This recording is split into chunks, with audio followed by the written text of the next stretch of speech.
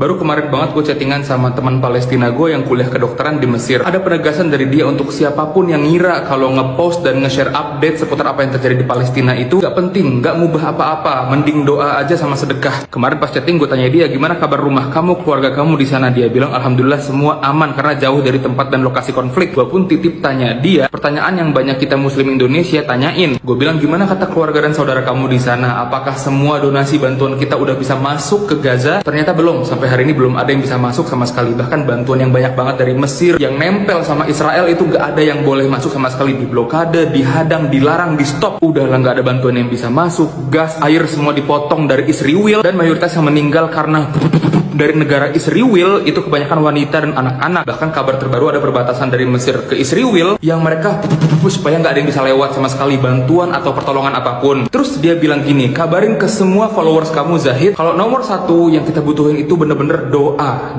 karena makanan pun nggak ada yang bisa masuk. Jadi kita tetap sedekah, tapi doa itu nomor satu karena belum ada yang bisa masuk sama sekali sekarang. Lalu nomor dua yang kami mohon semua muslim seluruh dunia itu bergerak bersama-sama itu apa? Mohon bantu sampaikan, sebarkan fakta yang terjadi di lapangan itu kayak gimana, video-videonya, TikTok Reel, semuanya sebarin seluas-luasnya. Kata dia, kalau ada di antara kita yang ngira nge-share dan nge-post tentang fakta yang terjadi di sana gak ngubah apa-apa, dari kemarin, hari ini, dan terus sampai besok-besoknya, negara Israel yang di backing sama Amerika dan negara-negara backingan Israel yang lainnya, mereka gencar banget ngendorse influencer, atlet, artis, penyanyi, seleb, supaya mereka bersamaan nyebarin fakta yang terbalik. Dan ternyata bener, para seleb yang di-endorse itu di 2 hari pertama konflik mereka gencar banget nge-share postingan yang palsu, yang misleading tentang apa yang terjadi. Baru kemarin lewat di FYP TikTok gua, TikToker muslim dari Amerika yang followersnya banyak banget, dia ngasih tahu, bahkan dia yang udah jelas influencer muslim itu masuk ke akun dia tawaran endorsement brief untuk ngedukung kaum Israel untuk nyebarin fakta-fakta yang palsu dan gimana pelanggaran HAM yang dibuat oleh Palestina, harus nyebarin kejahatan apa yang dibuat sama Palestina, dan tawaran endorse itu sebesar $1.000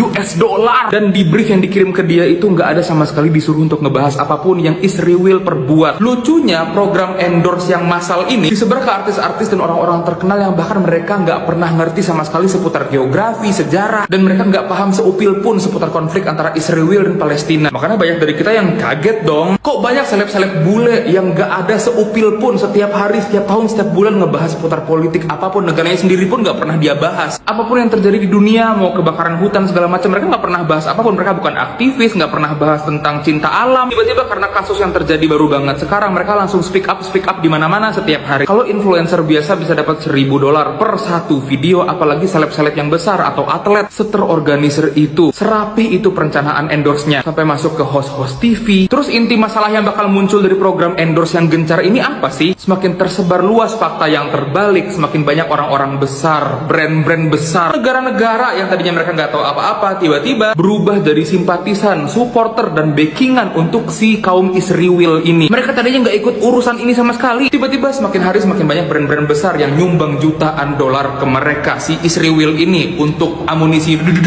dan lain-lainnya. Jadi teman-teman, tiap jam, tiap hari yang terus berlewat berganti, yang kita di hari-hari dan jam-jam itu nolak untuk share satu postingan aja sebulan, di tiap jam dan tiap hari itu pula satu persatu orang-orang besar, brand-brand besar bergerak untuk membantu para kaum Israel. Lu sama gue boleh diem, tapi propaganda mereka akan terus bergerak dengan mulus tiap hari. Dan terakhir, teman Palestina gue di Mesir ini ngasih tahu untuk follow akun-akun orang Palestina asli, orang yang berada di sana, jurnalis yang jujur, yang tiap harinya mereka update terus fakta di lapangan apa yang terjadi. Dan satu akun yang direkomendasiin gue dan kita semua untuk follow, akun ini namanya Ahmad Hijazi. Follow Instagramnya, share lah postingan apapun yang dia share setiap hari. Oh iya, sebagai penutup, di masjid yang gue biasa sholat di sini di Mesir dan masjid-masjid sekitarnya, banyak dari masjid-masjid ini yang udah mulai ngajak jamaahnya untuk gak pernah stop kunut nazilah di setiap sholat 5 waktu. Bahkan pas kita sholat sendiri di rumah, kunut nazilah itu beda sama kunut subuh atau kunut witir ya, dia dibaca di setiap akhir sholat untuk ngedoain kaum muslimin lainnya yang sedang dizolimi dan lain-lain. Jadi tolong buat teman-teman, mulailah baca-baca, mulailah tanya sama ustadz-ustadz terdekat, atau search di YouTube kajian-kajian dan tutorial yang ngasih tahu gimana caranya kita baca kunut nazilah, apa aja yang dibaca, caranya gimana. Tolong share sebanyak-banyaknya pesan yang gue sampein ini dari teman Palestina gue ke sebanyak-banyaknya anggota keluarga dan teman-teman kalian, supaya semua bisa paham kalau postingan itu dibutuhin banget sekarang. Setiap orang, apapun agamanya, apapun backgroundnya, negaranya, harus paham fakta yang terjadi itu kayak gimana. Wassalamualaikum warahmatullahi wabarakatuh.